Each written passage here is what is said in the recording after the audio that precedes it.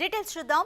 Operation సింధూర్తో తమ పరువు పోయిందన్న బాధలో ఉన్న పాకిస్తాన్ ఇప్పుడు తన ప్రతాపాన్ని అమాయక ప్రజలపై చూపిస్తోంది.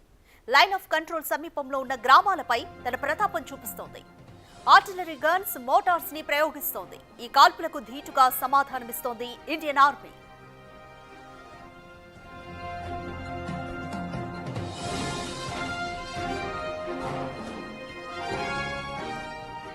పాక్ దాడులతో అప్రమత్తమైన ఇండియన్ ఆర్మీ ప్రస్తుతం పాక్ సరిహద్దు రాష్ట్రాల్లో హై అలర్ట్ ప్రకటించింది. కశ్మీర్ వ్యాప్తంగా కంట్రోల్ రూమ్లను ఏర్పాటు చేసింది. రౌండ్ ది క్లాక్ ఇవి పనిచేస్తున్నాయి. సరిహద్దుల్లో ఎప్పటికప్పుడు పరిస్థితిని పర్యవేక్షిస్తోంది ఇండియన్ ఆర్మీ.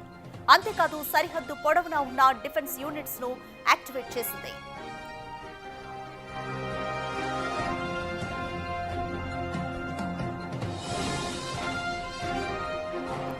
భారత్ పై ప్రతీకారం తప్పదంటూ బీరాలు పలుకుతున్న నేతలకు ఇప్పటికే వార్నింగ్ ఇచ్చింది భారత్. అమాయక ప్రజలను టార్గెట్ చేసుకుని దాడులు చేస్తే జవాబిచ్చేందుకు సిద్ధంగా ఉన్నామని ప్రకటించింది.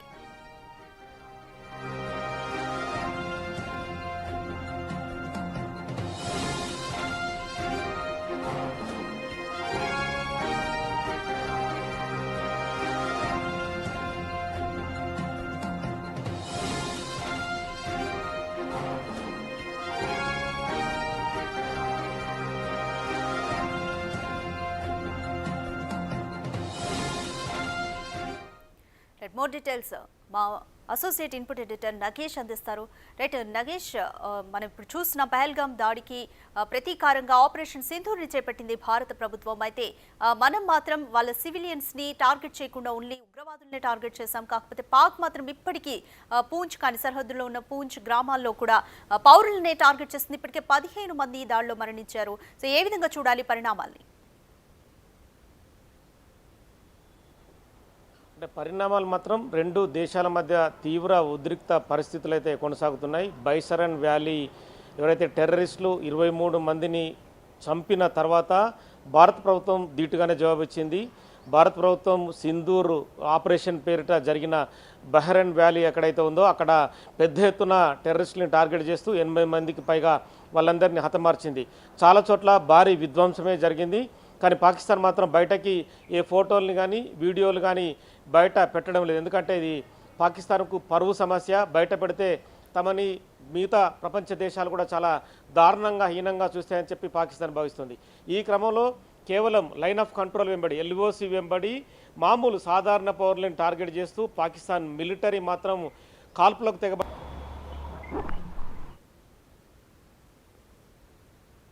ఈ కాలు చేతులు కూడా పూర్తిగా తెంపిన పరిస్థితి. అంటే ఎంత దారుణంగా, ఎంత విచక్షణ రహితంగా వాళ్ళ ధోరణి ఉందో అర్థం చేసుకోవచ్చు. కానీ భారత్ మాత్రం ధీటుగానే జవాబిస్తుంది. Bharat army line of control వెంబడి సైనికులకు సెలవులు రద్దు చేసి పూర్తిగా కంట్రోల్ తీసుకుంది. ఇటు చైనా కానీ, పాకిస్తాన్ బార్డర్ కానీ, పూంచ్ వెంబడి కానీ, రాజస్థాన్, పంజాబ్ సరిహద్దుల వెంబడి భారత సైన్యం వేలాదిగా మోహరించి ఉంది. ఏ క్షణం యుద్ధానికి సన్నద్ధం అంటూ కూడా ఇప్పటికే అమిత్ షా కావచ్చు, ప్రధాని మోదీ కావచ్చు, రాజ్నాథ్ సింగ్ కావచ్చు త్రివిధ దళాన్ని సన్నద్ధం చేశారు. చిన్న వ్యవహారం ఏమరపాటు లేకుండా ఖచ్చితంగా వ్యవహరించాలి. ఏమాత్రం ఏమరపాటు ఉండకూడదు.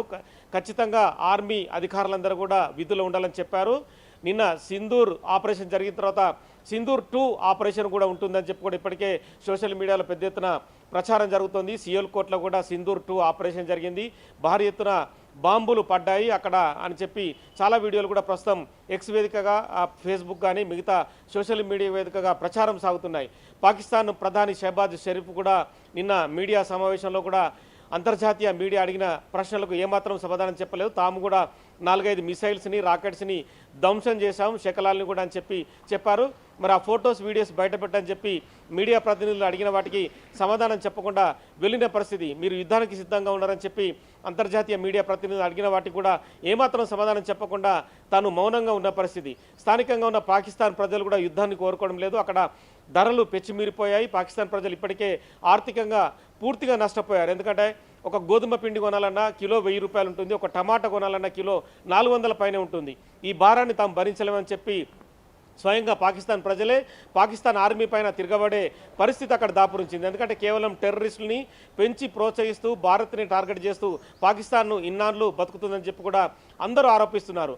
ఈ క్రమంలో పాకిస్తాన్కు రావాల్సిన అంతర్జాతీయ నిధులను కూడా నిలిపివేయాలని చెప్పి భారత్ కోరుతోంది. ఎందుకంటే టెర్రరిస్టులను వాళ్ళు పెంచి పోషించి భారత్ పైన దాడులకు, మిగతా దేశాలపైన దాడులకే వాళ్ళు ప్రతికా చర్యగా తీసుకుంటున్నారు. ఎందుకంటే గతంలో సంఘటనలు కూడా ఒసామా బిన్ లాడెన్ లాంటి అంతర్జాతీయ ఉగ్రవాదిని కూడా పెంచి పోషించిన ఘనత పాకిస్తాన్ చెప్పి కూడా అమెరికా కూడా అర్థం చేసుకోవాలని చెప్తున్నారు. అమెరికా వాళ్ళను అంటే నిధులను వచ్చే విధంగా తాము టెర్రరిస్టులను పెంచి పోషించాలని చెప్పి నిధులు అడుక్కొని తీసుకొస్తున్నారు. కానీ మరోపక్క వాళ్ళు గ్రౌండ్ లెవెల్లో మాత్రం టెర్రరిస్టులనే వాళ్ళ ప్రధాన ఆయుధాలుగా వాడుకుంటున్నారు. ఎందుకంటే నిన్న జరిగిన బెహ్రైన్ వ్యాలీలో 80 ఎకరాలకు పైగా స్థలంలో కూడా భారీ ఎత్తున హఫీజ్ సయ్యద్ కావచ్చు, మసూద్ అజర్ కావచ్చు, వాళ్ళ స్థావరాలు ఉన్నాయి.